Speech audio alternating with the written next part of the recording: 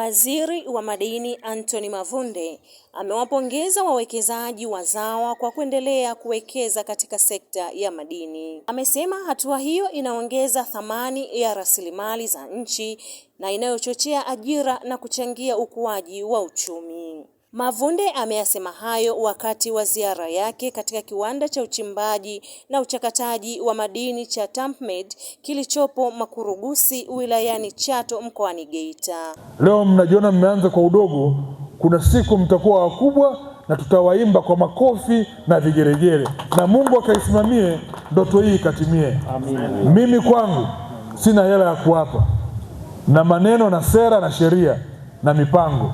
Nataka niwahakikishie naendelea na zoezi la kufuta leseni ambazo hazifanyi kazi. Kuna leseni nyingi, Mheshimiwa Mkuu wa Mkoa, katika mkoa wako wa Geita, ziko leseni nyingi ambazo tunaendelea kuzifuta. Tutafuta leseni kwa watu ambao hazifanyi kazi, tutawapa watu wa aina yenu ninyi, mkachimbe, mje mzalishe, mlete haya ambayo tunayaona hapa. Kuna watu huko wamekalia maeneo wana miaka 10 hawajai kuingiza hata koleo. Hachimbi, anakuwa kama joka la mdimu. Hachimbi, ukisogea hapa kwangu, nataka niondoe hiyo hapa kwangu. Hiyo hapa kwangu nataka niondoe iwe hapa kwetu. Haiwezekani mkaa mnashikilia maeneo hamyafanyii kazi.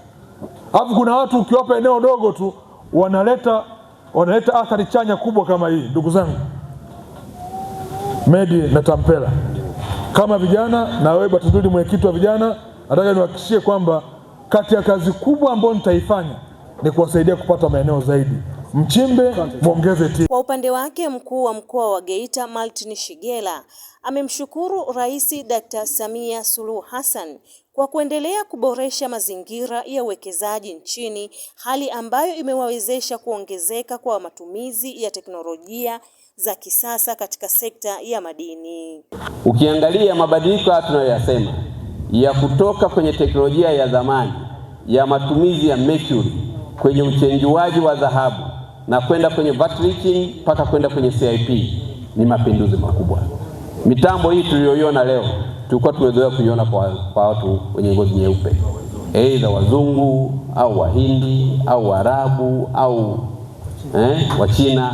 Leo unaiona kwa vijana wadogo wana Geita wakiongozwa na mwenyekiti wa wachimbaji wadogo wa mkoa huu. Kwa hiyo napongeza sana kwa uamuzi wao. Mradi huu kama walivyoeleza bilioni zaidi ya 4.8 utakapokamilika unakwenda kuwa na manufaa makubwa sana, si tu kwa wao lakini hata kwa wachimbaji wadogo. Wanaondoka kwenye kuchenjua na kukamata dhahabu kwa 60% na 70%, wanakwenda mpaka kufikia 90% mpaka 95% ya uchenjuaji wa dhahabu kutoka kwenye mawe. Mkurugenzi wa kampuni ya TAMPMED Ramadhani Tampela amesema ujenzi wa kiwanda hicho umegharimu zaidi ya shilingi bilioni 4 na kitatoa huduma mbalimbali ikiwemo uchimbaji, uchenjuaji wa madini, uchomaji wa carbon, upimaji wa sampuli zaidi ya 600 kwa maabara pamoja na huduma za kemikali. Mradi ambao tumeuita kama ni mradi wa kimkakati kwa sababu ni mradi ambao unatoa huduma kama 4 hivi au 5. Kwanza kabisa mradi huu utakuwa na Illusion mashine, ziko mashine 8. Tuna mashine kama 4 za kuweza kuchenjua capacity ya tani moja kwa siku, na tuna mashine zingine 4 zenye uwezo wa kuchenjua tani 1.5 kwa siku. Kwa hiyo upande wa Illusion tuna uwezo wa kuchenjua tani 10 za carbon kwa siku. Lakini namba 2, sambamba na mradi wa Illusion pia tutakuwa na maabara ya kisasa kabisa. Maabara ambayo itafanya kazi ya kuchakata sampuli zaidi ya 600 kwa siku moja. Hiyo nayo huduma itapatikana katika eneo hili. Sambamba na hilo tutakuwa na huduma ya kemikali za uchimbaji, uchenjuaji na uchakataji zitapatikana katika eneo hili. Ukiachilia mbali vitu hivyo, kuna huduma ya vat reaching. Vat reaching zenyewe zipo 3 zenye uwezo tofauti. Vat reaching namba 1 ina uwezo wa kuchenjua tani 300 kwa wakati mmoja.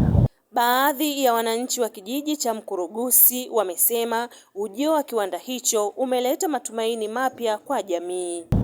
Tunashukuru sana sisi kwa ajili ya mradi huu uliotupata kijijini kwetu hapa, maana tumepata fursa nyingi, wananchi wanapata fursa pia. Tunashukuru maana kwa sababu huu mradi umetuletea maendeleo, na tunashukuru mno maana miradi mingi wametufanyia, na pia tunatarajia mambo mengi ambayo ni zaidi na zaidi ambayo yatafanyika kwa ajili ya mradi kama huu. Sasa ni mradi ambao umetuletea manufaa kwetu sisi. Alafu pia najua kwamba kupitia mradi huu hapa tutapata ajira mbalimbali. Kwa mfano kama sasa hivi kuna watu wamepata ajira hapa, wanafanya kazi na wanaendeleza maisha yao ya hapa na pale.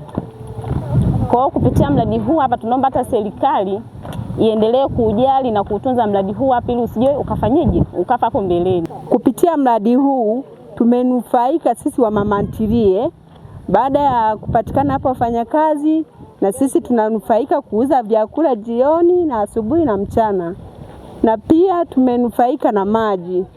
Pia tunamuomba mwekezaji aendelee kuwa na moyo wa hivi. Pia na Mama Samia tunaomba atuangalie sisi wakina mama wa mama lishe, atujali kupitia mikopo.